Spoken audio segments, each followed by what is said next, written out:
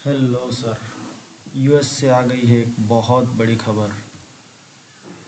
US से कहाँ से आई है? यूएस से आई है बहुत बड़ी खबर जिसमें आईटी स्टॉक होने वाले हैं बॉम।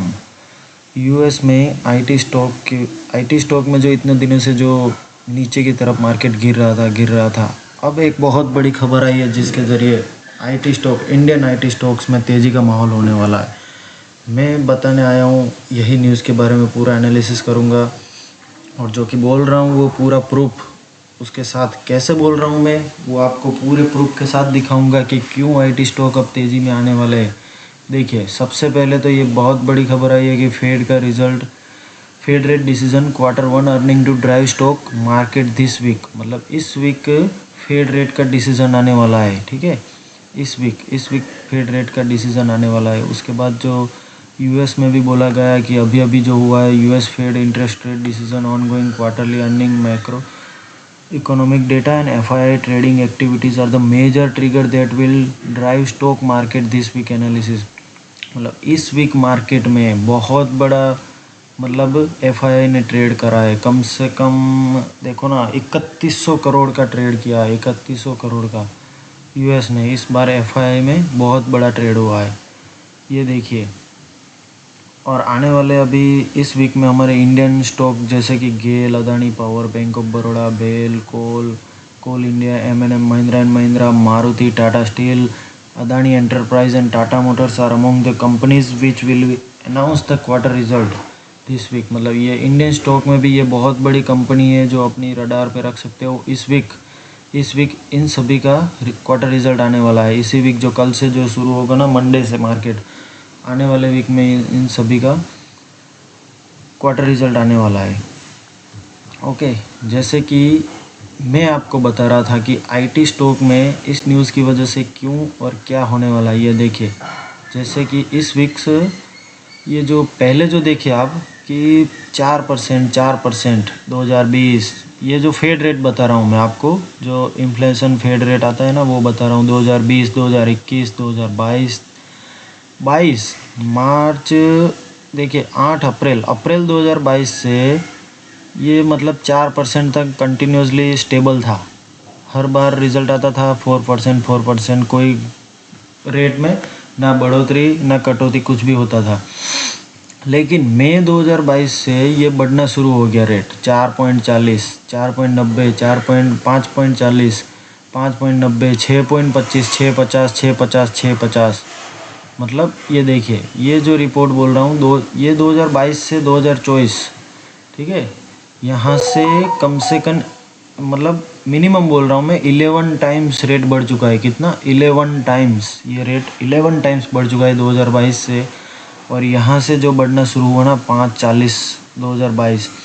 अब देखिए ये रेट बढ़ा और अपने आईटी सेक्टर में क्यों इनका इतना बड़ा रोल है। देखिए कि जितनी भी कंपनियां हैं आईटी सेक्टर की, वो सब अमेरिका में काम करती है। कहाँ काम करती है? अमेरिका में। तो ऑब्वियसली अगर अमेरिका में जो ये रेट चेंज और प्लस माइनस होगा तो उसमें आईटी सेक्टर पर बहुत बड़ा इफेक्ट पड़ेगा इंडियन मार्केट में।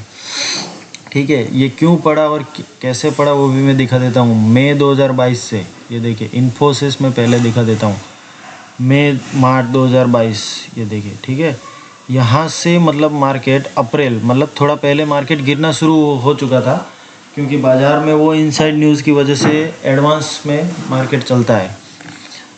ये देखिए मई 22 से अप्रैल से गिरना शुरू हो गया था इन्फोसिस। यहाँ से देखिए कितना बड़ा मार्केट गिरा है।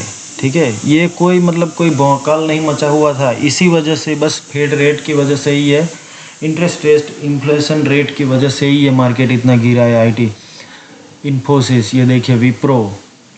ठीक है, विप्रो देखिए, यही 2022 है, जनवरी 2022 से मार्केट यहाँ से गिरना शुरू हुआ, यहाँ तक गिरा। ठीक है, ये देखिए HCL टेक। ठीक है, ये देखिए 2022 से यहाँ तक वापस आया, लेकिन इसने धीरे धीरे रिकवरी करी। लेकिन TCS ये सब भी तो थोड़ा थोड़ा स्टेबल है, लेकिन बढ़ा क्या? नहीं बढ़ा। आईटी सेक्टर पिछले 2-3 सालों से कंसोलिडेशन जोन में है और गिरता जा रहा है। कंसोलिडेशन भी कुछ कंपनी जैसे TCS वगैरह, एक आध कंपनी ने कंसोलिडेशन किया होगा, बाकी सभी कंपनियों ने नीचे की तरफ मार्केट गिरता ही जा रहा है। सभी के अलग अलग डिफरेंस के।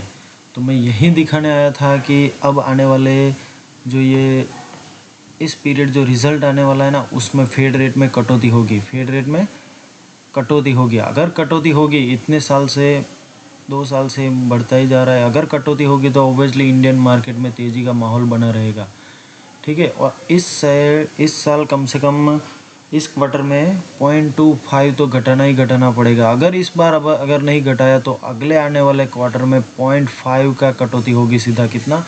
0.5 का, कोई ऑप्शन नहीं है। इस क्वार्टर में अगर 0.25 नहीं कटा तो अगले आने वाले क्वार्टर में सीधा डायरेक्ट 0.25 कटेगा ही कटेगा इंटरेस्ट फेड रेट, ठीक है। अगर ये 0.25 का मार्जिन हमें मिलेगा तो हमारे जितने भी आईटी सेक्टर है, इन्फोसिस, विप्रो, HCL टेक और L&T, माइंडट्री, ये सभी वगैरह बहुत सारी अपनी आईटी सेक्टर है। मतलब अगर इस रेट पे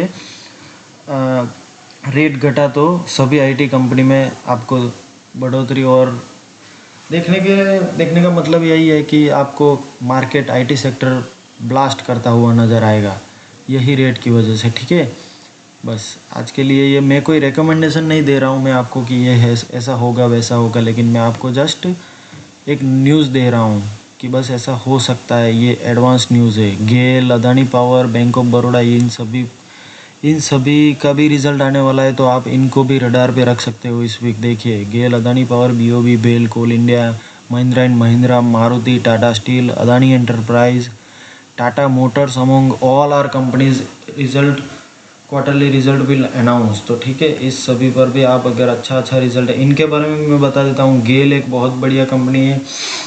मेरे मानना है कि गेल जो है ना, इस बार क्वार्टर रिजल्ट आने के बाद बहुत ही अच्छा बढ़ेगा। ये एक मेरा रिसर्च किया है मैंने, उसके ऊपर की रिसर्च करने के बाद ही बता रहा हूँ मैं। गेल और दूसरा टाटा मोटर्स, गेल और टाटा मोटर्स, ये इन दोनों पे मैंने रिसर्च किया हुआ है। टाटा मोटर्स का वीडियो भी मैंने डाल रखा है, आप देख सकते हो जाके। और please like and subscribe my channel. Thank you.